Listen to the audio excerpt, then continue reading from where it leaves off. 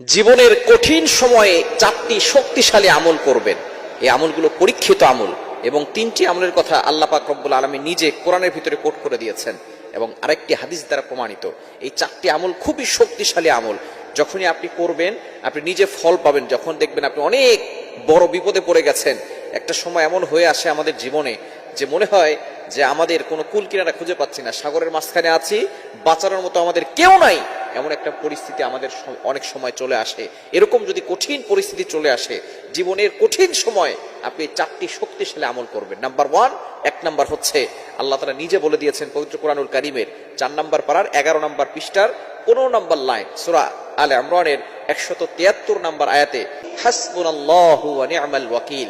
এই দোয়াটা পড়েছিলেন হযরত ইব্রাহিম আলাইহিস সালাম।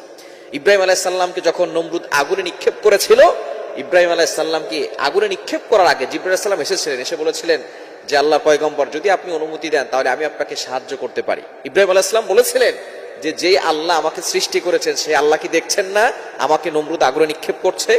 জিবরাইল আলাইহিস সালাম বলছেন হ্যাঁ দেখছে। তখন জিবরাইল আলাইহিস সালামকে ইব্রাহিম আলাইহিস সালাম বললেন যে যেই আল্লাহ আমাকে সৃষ্টি করেছেন সেই আল্লাহ যদি চান আমি আগুনে নিক্ষিপ্ত হই, ওই আল্লাহর জন্য আমি একবার দুইবার নয় লক্ষবার আগুনে ঝাঁপ দিতে রেডি আছি, আগুনে ঝাঁপ দিয়ে নিজের জীবনকে বিলীন করতে প্রস্তুত আছি। আল্লাহ তাআলা এই কথাগুলো ভালো লেগেছে। তখন ইব্রাহিম আলাইহিস সালাম আল্লাহর কাছে দোয়া করেছিলেন, হাসবুনাল্লাহু ওয়া নি'মাল ওয়াকিল, আমার রব আমার জন্য যথেষ্ট, আমার আল্লাহ আমার জন্য যথেষ্ট, আর কারো সাহায্য লাগবে না। নাম্বার 2, দ্বিতীয় নাম্বার হচ্ছে 20 নম্বর পারা 7 নম্বর পৃষ্ঠার 7 নম্বর লাইন, সূরা কসসের 24 নম্বর আয়াত।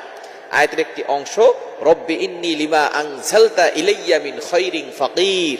এই দোয়াটা পড়েছিলেন হযরত মূসা আলাইহিস সালাম।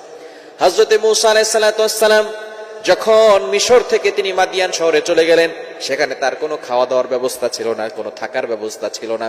অর্থাৎ যখন আপনি একেবারে নিঃস্ব হয়ে যাবেন, মূসা আলাইহিস সালাম যখন তার থাকার ব্যবস্থাপনা নাই, খাবারের ব্যবস্থাপনা নাই, তখন এই দোয়াটি করেছিলেন গাছের ছায়ার নিচে, রব্বি ইন্নী লিমা আনজালতা ইলাইয়া মিন খায়রিন ফাকির। আল্লাহ পাক রব্বুল আলামিন মূসা আলাইহিস সালামের দোয়াকে কবুল করে তার থাকার ব্যবস্থা, খাবারের ব্যবস্থা সবকিছু করে দিয়েছেন, এমনকি বিয়ের ব্যবস্থা পর্যন্ত করেছেন। 3 নাম্বার, ইউনূস আলাইহিস সালামের দোয়া, পবিত্র কোরআনুল কারীমের 17 নম্বর পারার 8 নম্বর পৃষ্ঠার 9 নম্বর লাইন, সূরা আম্বিয়ার 87 নম্বর আয়াত, লা ইলাহা ইল্লা আনতা সুবহানাকা ইন্নী কুনতু মিনাজ জালিমিন। এই দোয়াটা পড়বেন। এই দোয়াটা কিন্তু অনেক ফজিলতপূর্ণ একটি দোয়া। 4 নাম্বার, তিরমিজি শরীফের হাদিস, লা হাওলা ওয়ালা কুওয়াতা ইল্লা বিল্লাহিল আলিয়্যিল আযীম। খুবই পাওয়ারফুল এবং শক্তিশালী একটি দোয়া, শক্তিশালী একটি বাক্য। এই 4টি আমল যদি আপনি করতে পারেন কঠিন সময় জীবনের, দেখবেন শক্তিশালী আমলগুলো এমন কাজে দিবে, আল্লাহ তাআলা গায়বী ভাবে আপনাকে সাহায্য করবে, কঠিন থেকে কঠিন বিপদ থেকে আল্লাহ হেফাজত করবে।